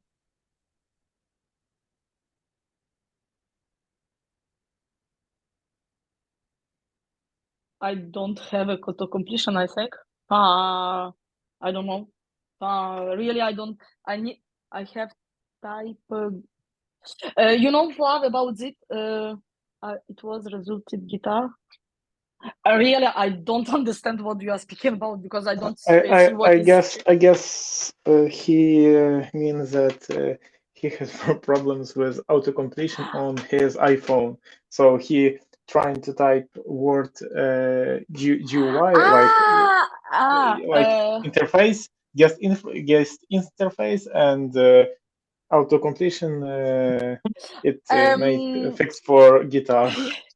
Yes. But yeah, if in text auto completion, it's by using it. When more you use your keyboard, more it learns from what you how you type things, etc. Yeah, after maybe there are the way to no, I think I know that in iPhone you have the possibility to do it, maybe in here also, but I didn't have a necessity to do it, because between my iPhone and my Mac I have the rules outdated. So as I use auto-completion in my phone a lot, for me it's okay in Mac. You can try auto-complete keyboard spelling prediction, prediction, automatically switched on, no, correct spelling automatically, but you can avoid here. You can deactivate it here. Capitalize word automatically, correct spelling automatically. If you are in French, it will be not the same words, but add period with double space, show online predicted text, etc. It's here. With pleasure. You're welcome. But I didn't do it because I have the same configuration in my phone. So for me, it's okay. If it's learning by little, it's learning from how you use it. So for me, it was not really necessary. It's been for 11 years, I think, that I'm using Mac and iOS. So for me, my Mac knows me really well already. And actually, also when you try to tap something, you see now it doesn't correct me.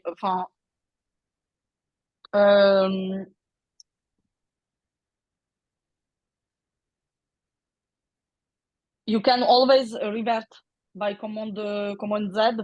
You can always revert what you just what it was completed also. No, okay, I don't have another the issue with completion.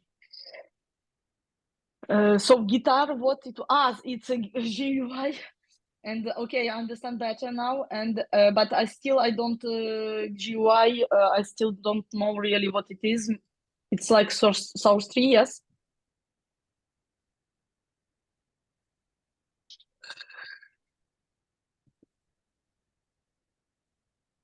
Okay, the user interface. What do you mean about user interface here? Okay, yeah, but which one? How to design? No. I will come with more. Have to do in.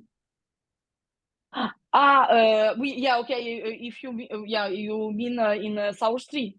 When you asked your first question, it was about source tree. copy tree. Okay. Okay. So it's okay. I answered you the question or not about the how you add parts of files from a source tree. Even without auto completion, you have an issue with your keyboard. Okay, and yeah, and here it was the second commit about clean list items. So yeah, you can split commits like that because in the same file, one next other, you had two different things. So you create a new commits like that. Up. Now, if I do git ls, I have these two new commits. Well, I will not continue about it because it was my develop. I don't want. I will reset everything. So how do somebody will will help me to reset everything and to come back to the version from origin develop. I can. Go ahead. Yeah. I need you git ls because I need the number of your previous commit. I reset three commits actually. I just want to discard everything. Yeah. And go back to the version of origin develop. There are multiple ways to do it. Okay. So in your origin version, the last commit, which of it?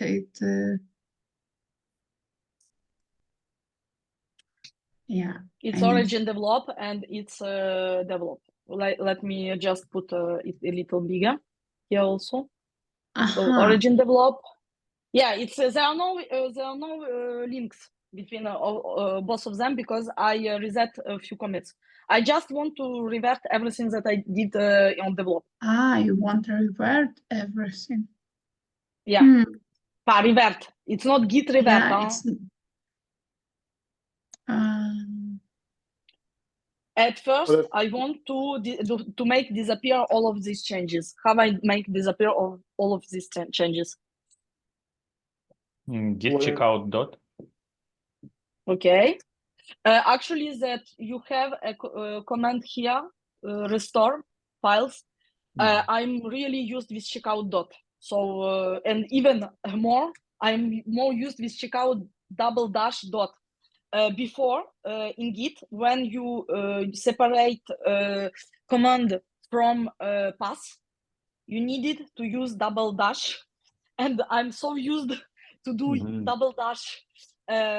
in this particular command, not in others, but in this particular commands, that when you will see, you will almost always will see me to do git co -- dot, but co dot works as well, and restore also works as well. It's just new command. It's a new command, and I keep my the commands that I'm used with.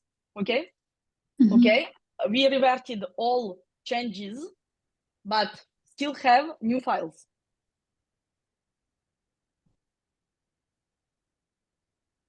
We still have some new files that are here. But as I understand, these files should be included in the final Yes, branch. but it will be when I will go back to the state of the origin develop.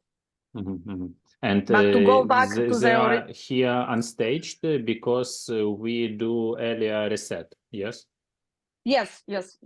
But I want to reset everything here. I want to reset because if I don't reset it, I cannot come back to the origin develop, but to the state of the origin develop. What if you do it with user interface? I mean, We in can. source tree? We can do both in source tree or here. But what we need to do with these files? In I general, don't we want should them. add it, but I think there must be some better way. No, but you want to add them if you want to commit them and do something with them. I don't want them now because I reset some some commits. I did some little commits here, and what I want is just to come back to my state of develop that was before. So to do that, I need to really have my status clean. I cannot do anything from here if my status is not clean. And here it's not clean. So what we will do? We can do the same. We have multiple ways to do it. I would do, like, for me, I would open in VS Code or in source tree this like sidebar, and there is a button discard changes. So I would discard it. You cannot discard your new added files. You can remove them because they are new files, but you cannot discard. We could have discarded the changes. When I do change, we can discard it. When I do change, we can discard the change. For reset here, we can discard it. You see? For new file, you cannot discard it. You can remove it, but you cannot discard it. Okay, but if we remove it, we won't have this problem here. And when we go back to our dev or our main branch with which we want to work, so this phones will be there as its normal state, right? I don't understand your last phrase. I didn't understand the last phrase. Okay. I mean, like, if we now remove all these fonts, it will not. All these files. Yeah, okay. it will not be a problem because in our branch we work with, we want to work with, they are already accepted these fonts, so they will be there. Yeah, I agree with you. That's why I removed them. So now I have the clean history. So now I can do two things. I can just reset origin develop. Okay.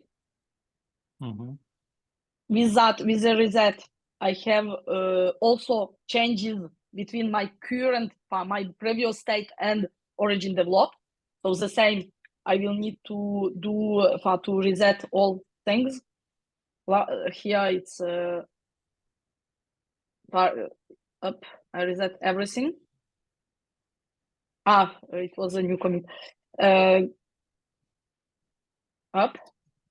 And here I have the clean state, and I am on the same state that origin developed. Okay.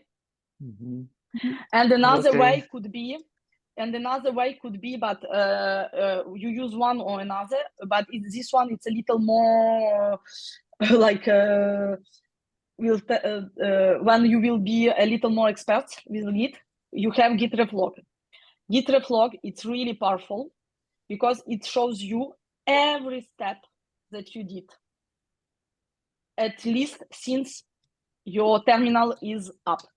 That's one of the reasons why I really advise you to use a separate terminal from VS Code.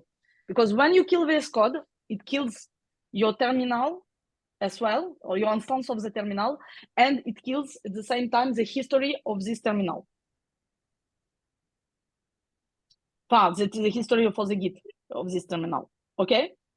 In external terminals, if you want, in general, the history of the terminal, if you want it to be really long, really unlimited, I don't know which one you use terminals, but I will show in mine. You have scroll back lines.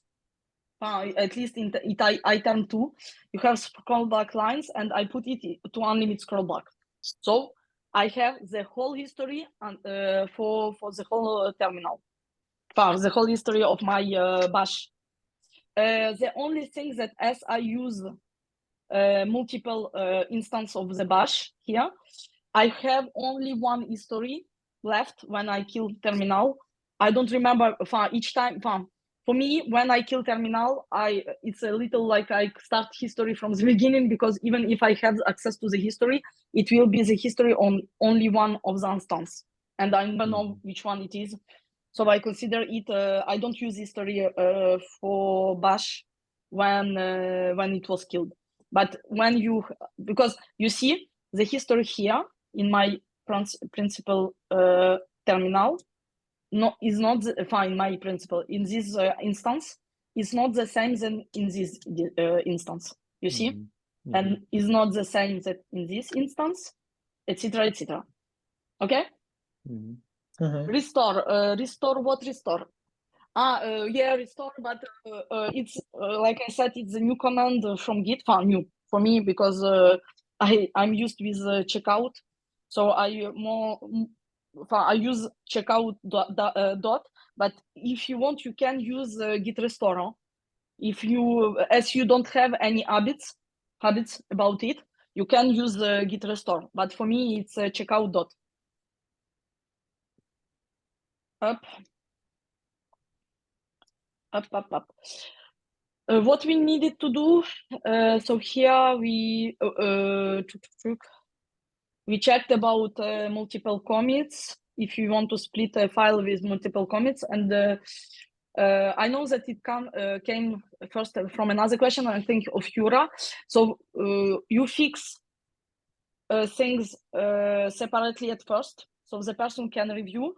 Then, it was to show you that if we do, it was to show you if we do a commit. Sorry, just a second.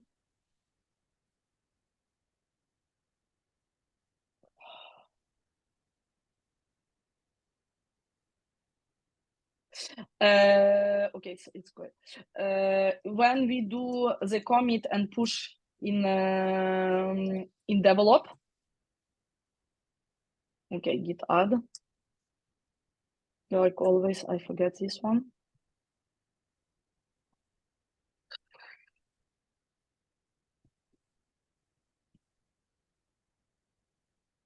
Up. I should do with okay.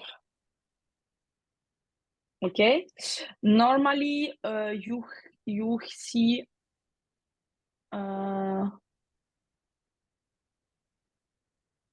in your pull request up, you see that you have difference from the, develop, I think.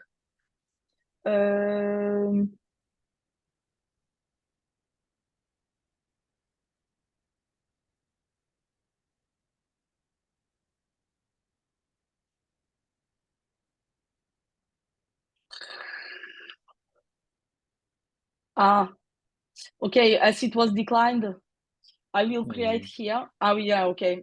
When I create here, it will not work anymore because I already pushed. Okay, let's try.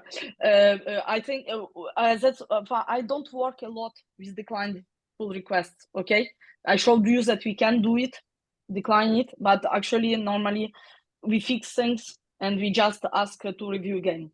Okay. Let me revert the last commit. How I will revert the last commit? It's simple. I just want to remove this commit. The simplest way is to. But there are two ways. We can do it Reset. with reset or with Rebase. which one? Which kind of rebase? Because we can have multiple rebases. Interactive. Okay. I'll do it with interactive rebase. No, error. Because if I want to remove the last commit, I need to have at least 2 commits. Oh, I am already in rebase mode. I abort it and then start again.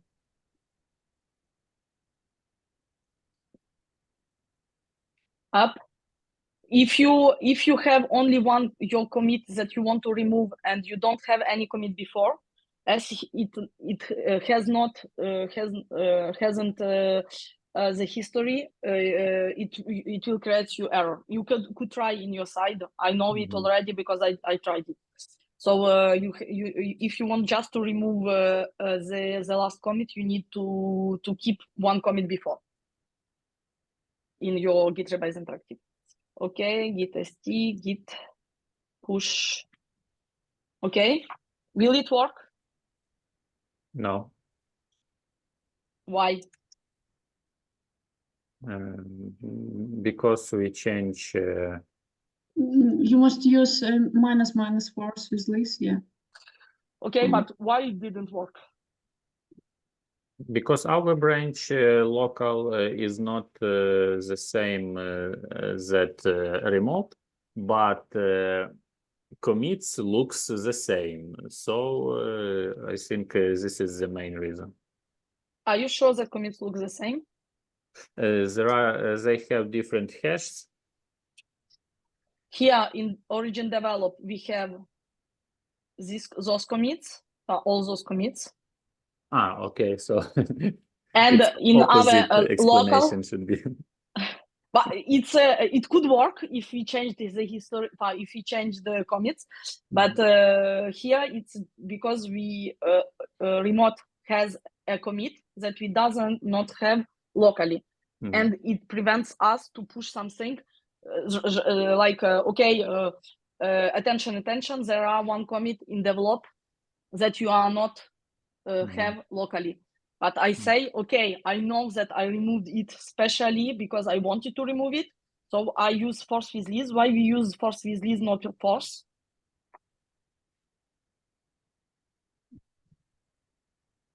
Because with force with Liz, we have another step of warning, as I remember. You have a security check here. Security check, yes. If you didn't fetch, if you have some changes in develop that are not fetched locally, that your local Git doesn't know about, it will show you an error. But if not, you can push, because force along will just override develop and will not check if anything changed, if there are some changes that you are locally don't know them, or don't know about them. Okay? Mm-hmm. About that, in any case, that you understand it a little. I showed you, I think, one time, but we will go through those exercises a little after, or maybe by just working on it, and you will check, you will see it. In any case, we don't use force along. We use force with list when we know that we changed something by ourselves, like I did here. Okay, so now let me check if we have the difference here. We don't have the difference about develop. It's strange because normally, or maybe it's after that we have it when we do merge. Well, okay, it's you don't see it like directly, but there are two merge checks have not passed. Okay, attends. Because I know that can somebody approve it in their side?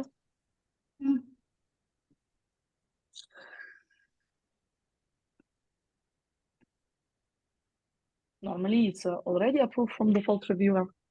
I am a default reviewer, logically. Maybe it asks me to have another default review. I approved it. Yeah. Okay, maybe I'm not considered here as approver because it's my account.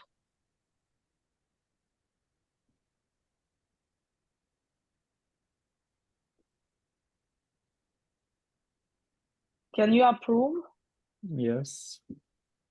But in any case, for me, I don't need to have approvals to merge with develop. But it was only to show you.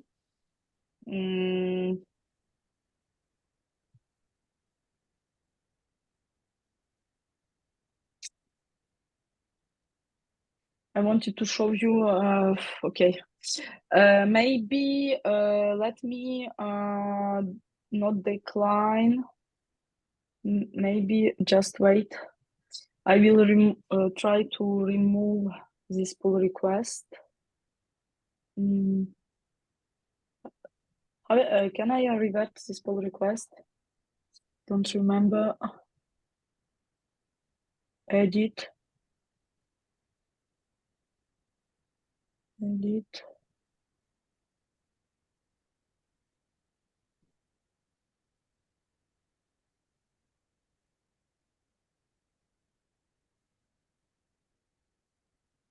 It's a little strange because normally I don't remember where made, but I think we will check it. We'll see it when we will really use Git. Because normally you will be shown that there are differences, but maybe only when if there are conflicts with develop. Maybe that's why we don't have the difference shown. Decline, stop watching. Okay, guys, I don't know why here it doesn't work like I wanted, because in any case I cannot even if I approve it doesn't work.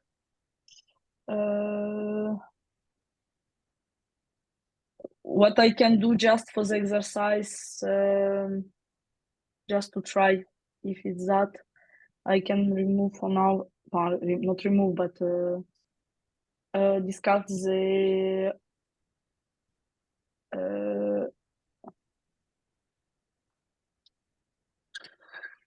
discard this one.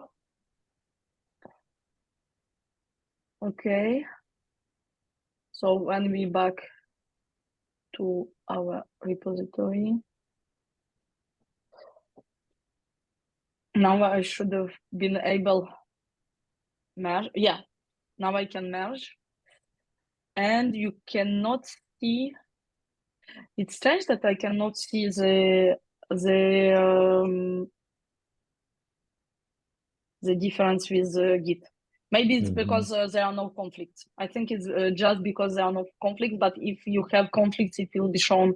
In any case, I thought that we could see that there are a difference, but as we added a little commit and removed it, maybe that's why we don't have any issue.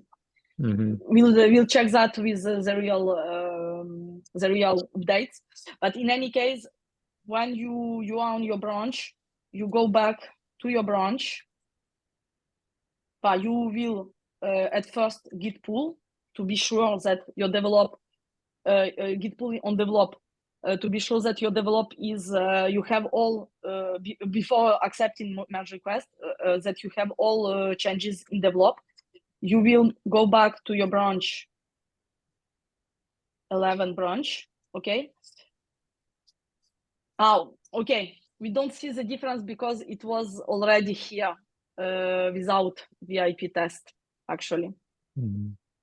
I didn't have a VIP test here, that's why.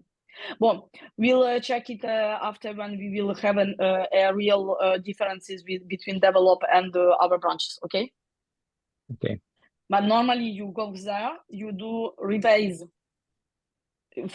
Considering if you have some changes, you do the rebase of origin develop. Even if you pulled it, it's better to use origin develop. And in this way, well, here it's up to date, but if we back here, we do again this commit.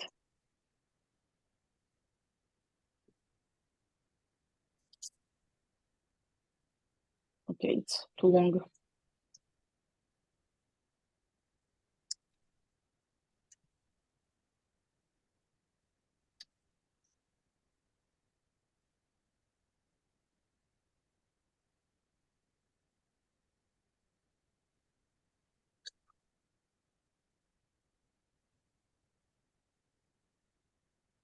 Git push.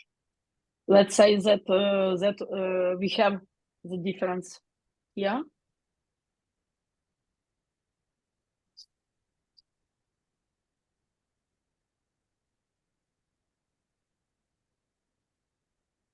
Interesting, it doesn't show.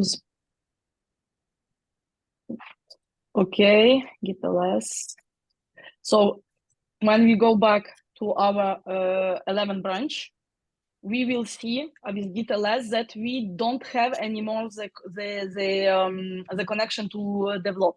Okay, we cannot see the state of develop in our branch, so that's why we need to do git rebase origin develop. You see successfully rebased and updated. Why? Because there are no conflicts. I just changed one little line, but sometimes could be some conflicts if one of your files is also modified, the same files that was modified on develop. Here git ls, we have the reference of develop and origin develop, but not anymore with your origin fg fy11. Okay. You push it. You do push f as well because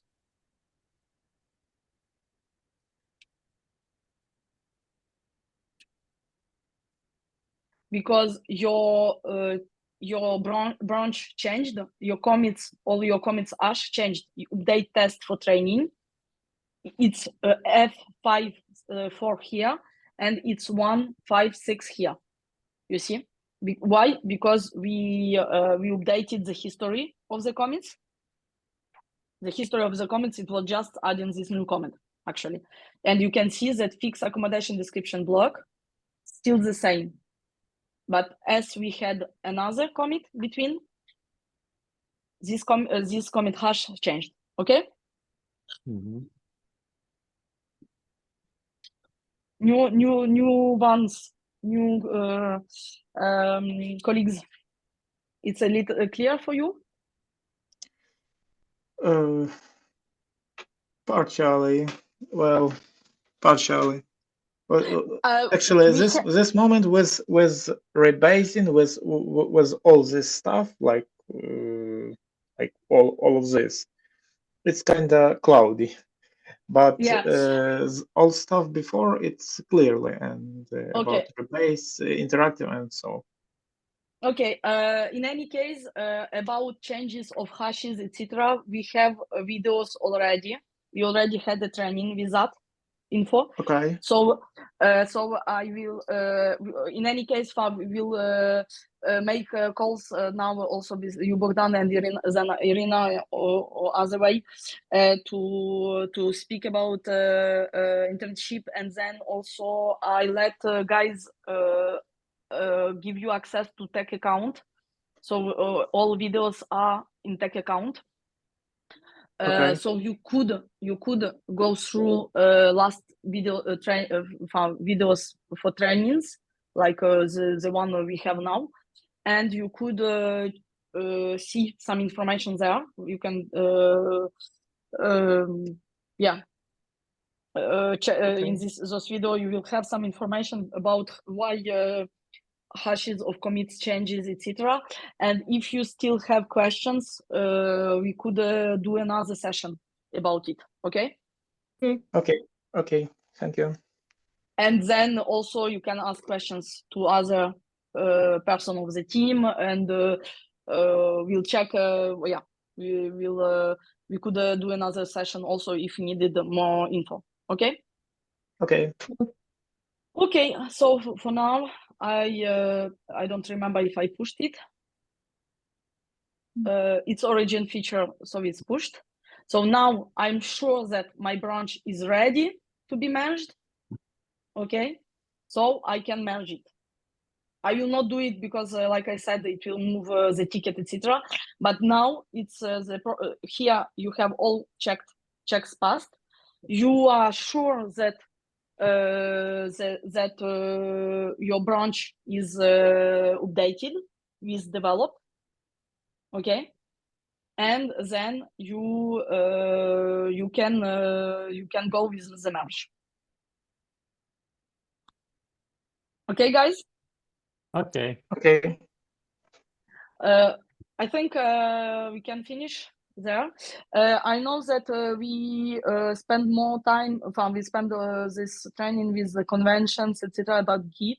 What it was.